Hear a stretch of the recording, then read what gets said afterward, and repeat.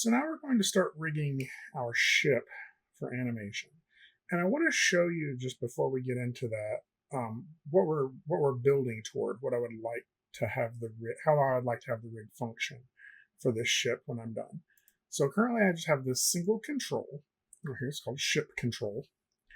And this ship control allows me to move it, put my pivot point here in the center so I can rotate it. But it's got a couple of other attributes over here. And when I look at these, I want to show you what they do. So we have a squash and stretch attribute. And what that's going to allow me to do is squash and stretch my ship up and down, right? I also have a bend attribute that will allow my ship to bend. And a couple of controls here that change that bend. So one of them is the bend height. So where is that? It's currently bending from the center of my object. You see that?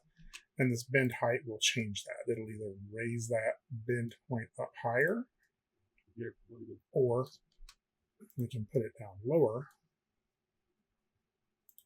And that bends a little bit more.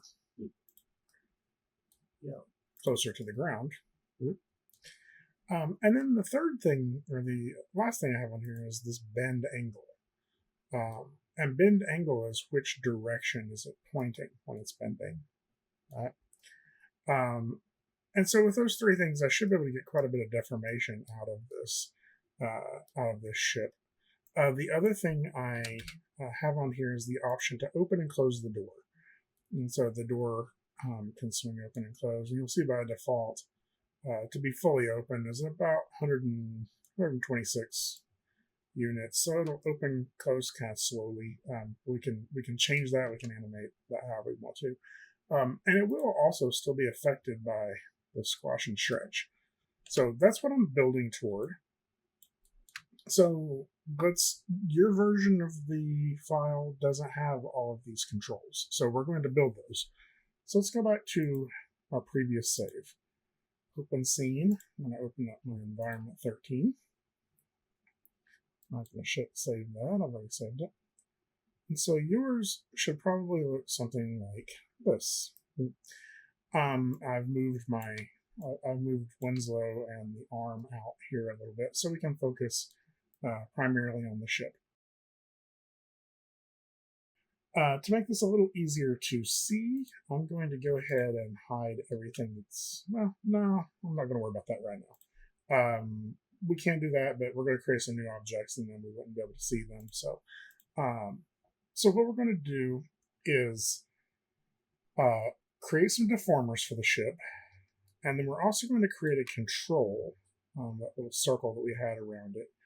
And that control is going to be the only thing we have to animate. All the other things we can hide or lock, and that way we know that all of our animation is on one object. It's a lot easier to manage that way. So let's go ahead and make that object first. I'm going to create NURBS primitive, and I'm going to create a circle. Now, it made it down here on the ground. We can't really see it right now. It's underneath the floor.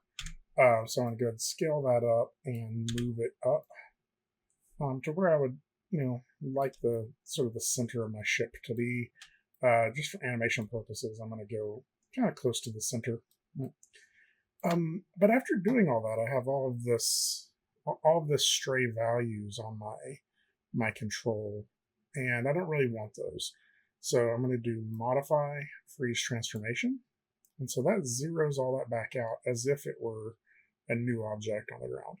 The last thing I want to do is, like, having moved it and made changes to it, it left some additional creation information here. And so I want to delete that out of the history. So it's edit, delete by type, history. And then I'll go ahead and name this, and we will call this ship CTRL. And CTRL is just sort of the abbreviation I use for control. Some people use CON, C-O-N. But that way I know just by glancing at it that that's a control for my animation. Okay, but now this doesn't do anything yet. So let's just leave it there for right now. We'll come back to that in a few minutes when we need it. I did want to show you one thing though. Like if I deselect it, it's kind of hard to see. And like I want to work on that a little bit. So this is just a curve, and if I rendered this, you wouldn't be able to see this curve, just like over here on Winslow. But you notice Winslow has some nice colors on his that make it a little easier to understand what you're picking. And so I'm going to go to my attribute editor. And so we should have two different things. We should have ship control here and then ship control shape. And so shape is the control is the thing that we are actually animating. That's where the translates and rotates are at, right? The shape is how it is displayed in the viewport. And so it doesn't actually really even have any translates or rotates. It's just the visual representation of it. And so what I'm going to do is expand out object display, and you should see under object display a drawing overrides tab. So I'm going to expand that out as well.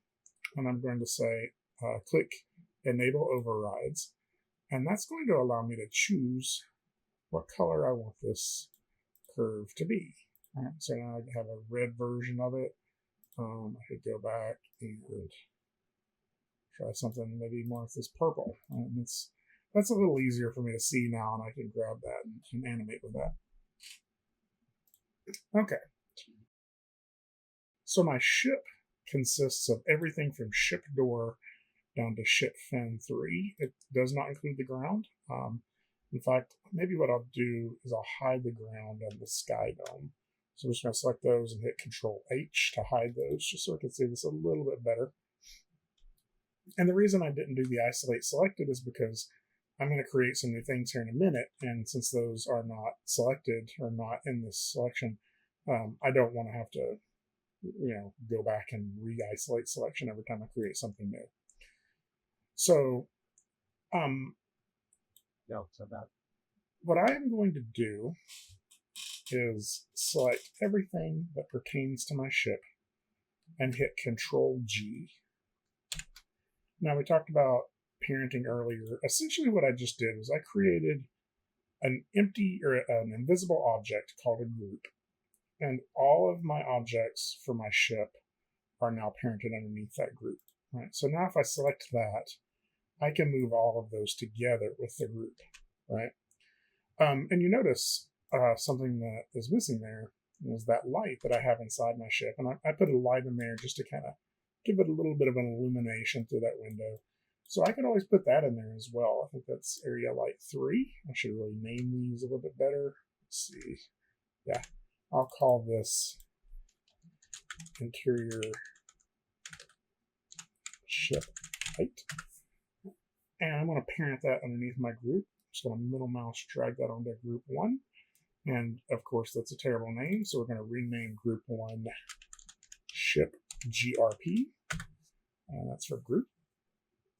And so now anything I put in that ship GRP will go with it whenever I move this, right? So the reason I'm doing that is because I want to be able to animate this one control and everything to do with my ship go with it. Now I could very easily just middle mouse drag this group and drop it onto control. But if I did that, every time I select the ship, the entire ship would highlight. Right? And that's not the only drawback of doing it that way. Generally, when you're rigging stuff, you want to keep the controls and the meshes a little bit separated, just so you can do stuff like work on materials or something like that without having to dig into the rig. It's kind of a way of safeguarding people from being able to accidentally break your rig. So I have this ship control, and I want it to control this group. And so I'm going to use a new thing that we haven't really talked about, which is called a constraint to do that. And the constraint works very similarly to parenting, except it doesn't actually change the hierarchy. So we'll find constraints under the rigging tab. And so if I go to rigging, it's right here, constrain. And so what I'm going to do is choose the control and then hold down control and choose the group. I don't have to choose everything under the group, just the group. And then I want to go to constrain and parent. And so what that did, if you look at the ship group now, is the translates and rotates are now being controlled by this ship control. And so if I move this control, everything will go with it. And now I just have this single thing that I can animate to animate the entire ship. Right. Okay, so let's keep thinking here. So what we had before was a couple of different deformations. We had a squash and stretch on here, and we had a bend. Now, there are all sorts of ways you can deform objects in Maya. When we talk about Winslow here, he's actually using something called joints. And so we will talk about those a little bit more in Project 3, but I'll show you really quickly. Joints for Winslow. So you can see this. Straight joints. There's a whole bunch of these little chains in here, these little elements that are rotating to deform him, right? Now that's really how a lot of creature and character rigging is done. We're gonna start on something a little simpler because I don't need to have infinite amount of control of this ship. I don't need to be able to tie it into a knot. I just want to squash it and stretch it a little bit, and I want to bend it a little bit just to give it some cartooniness, right? So there's some simpler deformers listed under the deform menu. And this deform menu can be found in a few places. It's under modeling, rigging, animation. We'll keep it in rigging right now. And so under deform, you'll see a whole bunch of different types of deformers that exist. I would love to talk about a few of these later, and I think I may even talk a little bit about blend shapes later. But right now, the ones we're going to be talking about are under this non-linear deformers. So we can break that out if we would like to. And I'm just going to show you how some of these work on an object that is not our ship. So let me just quickly create a polygon cube. So for an object to deform, it actually has to have additional edge loops, right? I can't bend this edge. This edge is always straight. So if I want this to squash and stretch, I need more divisions in it, right? So if I add some in here, we can see that. And if I select my box and do bend, what you will see is at the center of this, it's kind of hard to see, there's just a vertical line, right? And over here in my channel box, I have my bend 1 attribute. And if I adjust my curvature of that, it takes it from a straight line to a bent curve. And so it'll allow me to bend my box, right? And so what that means is with this curvature, I can get a little bit of bend here. And if I rotated that object, I can change how it's bending and from what angle, right? You can see that I'm changing the rotation of that bend deformer. Now, you have to be careful with this because these are two different objects. I got my cube and I got my bend handle. And if I try to move my bend handle without my cube, it really messes up, right? And vice versa. If I try to move my cube without my bend handle, it does some, I wouldn't say broken things, it does some interesting things. And there's times where you may actually want this result. But for them to stay bent, they always have to travel together. Okay. I'm going to go ahead and delete that bend handle and just show you a few of the others. We got, we'll scale this up just a little bit so you can see it. I'm going to do a sine wave. So a sine wave is again a line for the center of this. And if I raise my amplitude and wavelength, then I can animate my offset and I can have something wave, right? And so maybe if I wanted to do like a flag waving or something like that, this is a simple way of getting that without a simulation. Go ahead and delete that sine handle. Let's try twist, just so you can kind of see it. Twist gives us a start angle and an end angle. And you'll see that what that allows us to do is twist an object up. So you'll see that sometimes people might want to use these as modeling tools, because if I get this to this shape You know, obviously if I try to move it, I'm going to break it, right? But if I delete my history on this, edit, Pleva type history, it automatically deletes the former, and now I just have my deformed model that I could use in whatever way I would like. Right. So it's these are pretty nice for creating additional models as well. So I just wanted to show you how those work. Now actually let me undo a few of those. I'll show you one last one, which is our squash and stretch, because that's one we're going to be using here in a second. So that's squash. And so it looks a little different. It isn't just a straight line. It's a straight line with two sort of X's at the top and bottom and a circle in the middle. So the circle is showing you where we're squashing and stretching from. So if I go in here to factor, you'll see I get this squash and stretch toward the center of that circle. Right? So we're squashing and stretching toward the center or away from the center. And these little X's at the top and bottom show us the range of what is being affected by that.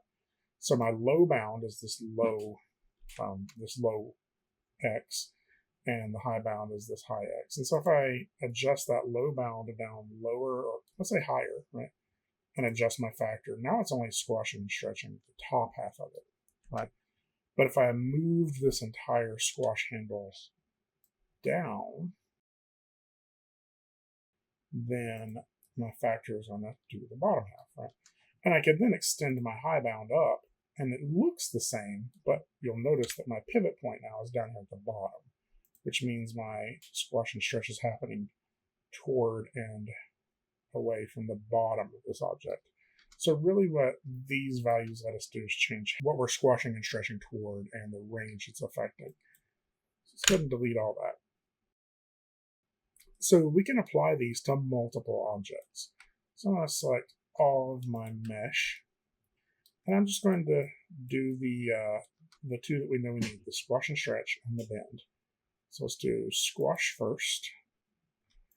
And you'll notice that because my ship is modeled a little bit asymmetrically, that it doesn't line up perfectly in the middle. And this is just house cleaning for me. I like it to be a little closer to centered for this. So I'm just sort of nudging it to those points. Right? And if I adjust my factor on this, you get that squash and stretch toward the middle again. Mm-hmm. Again, I don't really need it toward the middle. I need it to squash and stretch from the bottom. So there's a couple of useful things that we have here. One is by default, if I zero that out, that will put my pivot point on the ground, which is where I really want it. Right? So translate Y, that zeroed it out. But now if I did the squash and stretch and just squash and stretch in the bottom half of it, I'm also squash and stretching a bunch of stuff underneath the ship that doesn't exist. So that's kind of wasteful. So what I'm going to do is pull my low bound up, and I can, if I think I've shown you this before, but if you click the name of the channel and then middle click out here in the viewport, it will adjust that value. Now you can also click in here and adjust it, but it's got a little less precision on the control. In this case, I do want to extend that up about to 2 units. So maybe like that. And so now I should have a better squash and stretch. So again, I just zeroed out my translate Y to get that on the ground, to get my pivot point on the ground. And then I set my low bound to 0 and my high bound to 2. You may even want to go a little higher, like 2.01 or something. Mm-hmm. And that's just to make sure all of the ship is being included in this. So, but again, let's say I did that factor, stretched it out, and then decided to make my ship take off. Well, I'm going to break my ship, right? And it's because my squash handle is not traveling with that control. So I'm going to drag and drop that squash handle into my ship group, middle mouse drag on top of ship group. And so now, wherever I go, that should go with me. I'll go ahead and zero factor back out just so we're back to the default. Okay. So we got those deformers, or we got that deformer. I'm going to make another one. Again, select all of the ship. And this time I'm going to do a bend. And so again, this isn't lining up perfectly, so I'm going to try to line it up a little better. Let's tumble around here and see. Yeah, it's not bad. Something like that. Actually, I think if I typed in 0 on these, just because of where my ship is, that should perfectly center it. I might do that on this one as well. Okay. So my bend handle, again, works a little differently. If I adjust my curvature, I get this. I can then rotate that object. So if I rotate it in the y-axis, rotate y, it's going to let me do this. And if I change the height of it, if I move that up and down, it's going to change where that bend is happening. Okay, so that's my translate y and my rotate y. So we'll remember those for right now. Right now, I don't really want to mess with the high bound and low bound too much. I'm reasonably happy with what I'm getting out of that bend, but feel free to play around with it. And again, I'm going to drag my bend handle under my ship group, and that means everything can go with me. Okay. Good. Now, here's the problem with this. If I were to animate this, now I have a whole bunch of different things I have to select in order to make this animation happen. And maybe I animate my ship up in the air, and then I decide I want to squash it. Well, then I have to go find my squash handle here, and I got to go find squash and then factor just to get that squash, right? So this comes back to what rigging actually is. Rigging is just making it easier for the animator to animate the object. Okay?